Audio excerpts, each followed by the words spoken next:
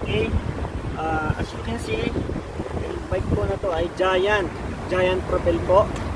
And ang geometry ng bike na to ay aerodynamics. Makikita nyo.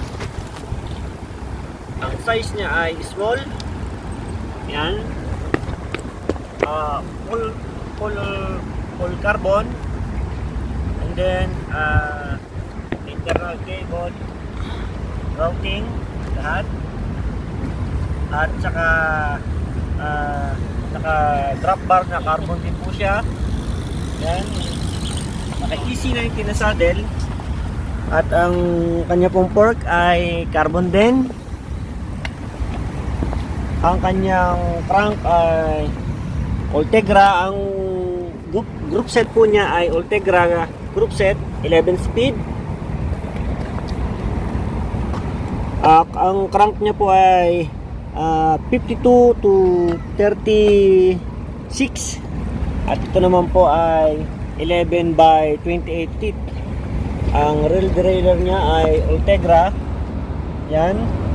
At ganun din po ang kanyang brake ay speed control SL Giant also. Ganun din po sa front Giant speed control SL. May gamit po siya na speedometer na Lexada ang brand. Ang kanyang stem ay also Giant 80mm at carbon na handlebar na Super Logic. Ang kanyang shifter Ultegra din. Yan. At naka glitch po siya na Speedy SL. Ayan. Bago lang siya nag-glitch. Ang kanyang rim stock din. Ang wheelset niya PA-2 Giant.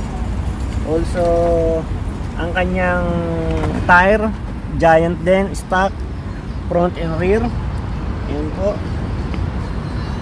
Kung mapapansin nyo guys, ang bike na to is ang geometry niya ay aerodynamics. Bukod dun sa amin, kasi yung sa amin ano siya, endurance. Ito aero. Masarap gamitin to sa mga road na magaganda, parang makaka-sprint ka ng mas mabilis kasi naka-aero siya, parang naka-aggressive position ka.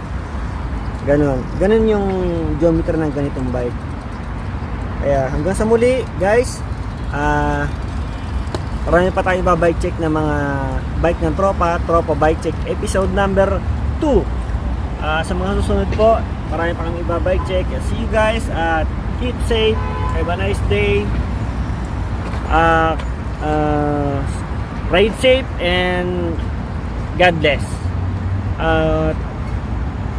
Please support our channel Wins TV. Click the bell button para po sa mga susunod naming video at road trip namin kayo at maipasyal sa mga lugar dito sa Korea. See you guys. Thank you.